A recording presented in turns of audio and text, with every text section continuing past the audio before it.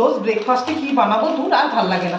আজকে সুজি নিয়েছি এক প্যাকেট, বানাবো আজকে একটু সুজির ধোসা বানিয়ে ফেলি। চলো প্রথমে এই যে এক প্যাকেট সুজি একটু মিক্সিতে গুঁড়ো করে নেবো।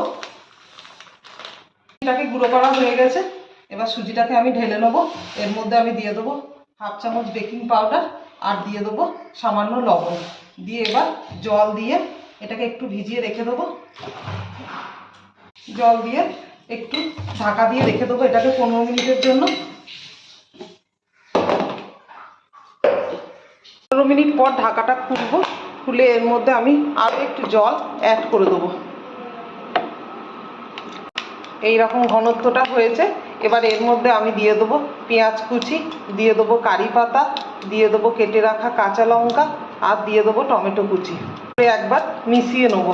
এদিকে একটা তাওয়া বসিয়ে দিয়েছি, তাওয়ার মধ্যে একটু তেল ব্রাশ করে এবার চামচে করে 1 চামচ দিয়ে গোল সেট করে নেবো। এবার একটা ঢাকনা চাপা দিয়ে, এক সাইডটা আমার হয়ে গেছে, এবার অপর দিকটা করে নেবো। তৈরি হয়ে গেল সবকটা ধোসা।